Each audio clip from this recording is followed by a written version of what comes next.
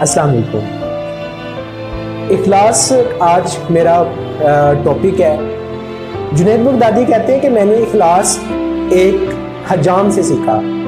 واقعہ کچھ یوں ہے کہ وہ کہتے ہیں کہ میں مدرسے میں تعلیم حاصل کیا کرتا تھا، تو میرے استاد نے مجھے وہاں سے نکال دیا کہ پہلے آپ اپنے بال بنوا کے آؤ، پھر جو ہے وہ آپ کو میں قرآن پاک کی تعلیم دوں گا۔ تو وہ کہتے ہیں کہ میں چلا گیا، میرے پاس اتنے پیسے نہیں تھے کہ میں اپنے بال کٹوا سکوں، تو میں ایک حجام کی دکان پہ چلا گیا، وہ ایک شخص کے بال کاٹ رہا تھا۔ تو کہتا ہے کہ میں نے وہاں جا کر کہا کہ اللہ کے لیے میرے بال کاٹ دو۔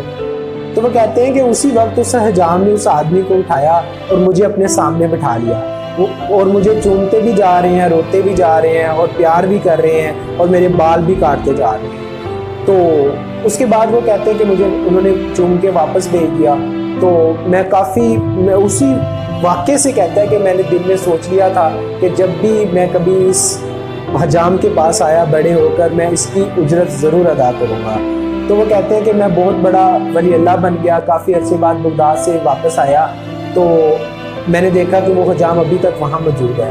تو وہ کہتے ہیں کہ میں نے ان کی اجرت دی، تو انہیں یاد نہیں تھا کہ میں کون ہوں۔ تو کہتا ہے کہ میں نے اس واقعے کو دہرایا کہ میں ایک بار آیا تھا اور اللہ کے لیے آپ سے کہا تھا کہ میرے بال کاٹ دو، تو آپ نے بڑے خلوص سے میرے بال کاٹے تھے۔ تو وہ کہتے ہیں کہ انہوں نے مجھے بہت اچھا ایک جواب دیا، جس کے بعد مجھے پتہ لگا کہ اخلاص کیا ہے۔ وہ جواب کچھ یوں تھا کہ انہوں نے جواب دیا کہ جنید، تو بہت ولی اللہ بن گیا ہے، لیکن تم نے ایک چیز نہیں سیکھی۔ وہ کیا؟ کہ اخلاص کیا ہے۔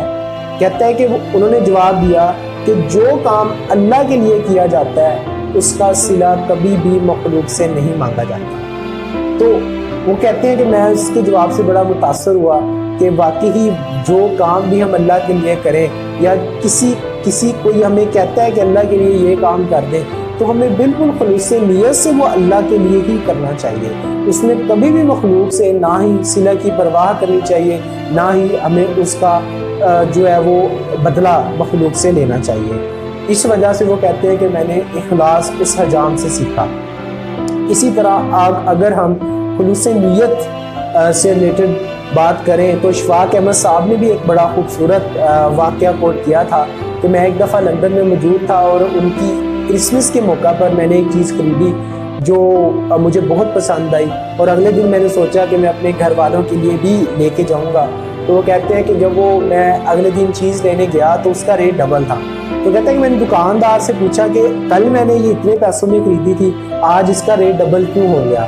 تو وہ کہتے ہیں کہ اگلے دن کیونکہ عید نہیں تھی، تو دکاندار نے جواب دیا کہ کل ہماری عید تھی، اس وجہ سے ہمارے تہوار اور عیدین کے موقع پر جو پرائسز ہیں وہ کم ہو جاتی ہیں، ہاف رہ جاتی ہیں۔ تو اس واقعے سے ہمیں یہ چیز پتہ لگتی ہے کہ ہم نہ تو ویسے کام کرتے ہیں جو as a Muslim, as a human being ہمیں اچھی طرح کرنا چاہیے۔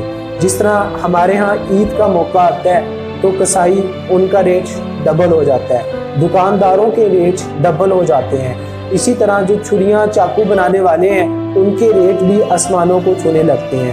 اسی طرح اگر ہم درزی کی بات کرتے ہیں تو ان کے ریٹ بھی بہت زیادہ غریب آدمی کی پہنچ سے دور ہو جاتے ہیں، کیونکہ ہمیں کسی کے لیے احساس ہمارے اندر رہا ہی نہیں ہے، اور جو بھی کام کرتے ہیں ہم اس کو اس نیت سے نہیں کرتے کہ اس میں اللہ تعالیٰ کی بھی خوشنودی ہے، بلکہ ہم اپنی ذات میں اس قدر گم ہو چکے ہیں کہ ہمیں کسی چیز کا نہ احساس رہا ہے اور نہ ہی ہماری ویسی نیت رہی ہے کہ لوگوں کو ہم میکسیمم فائدہ پہنچا سکیں۔ اس لیے ہمیں چاہیے کہ ہم جو بھی کام کریں اس میں اللہ تعالیٰ کی رضا کو بھی شامل کریں۔ اس سے نہ صرف ہمارے کاروبار میں بلکہ ہمارے کام میں بہت زیادہ برکت ہوگی، اس سے ہمیں ذہنی اور قلبی سکون بھی نصیب ہوگا۔ اللہ حافظ۔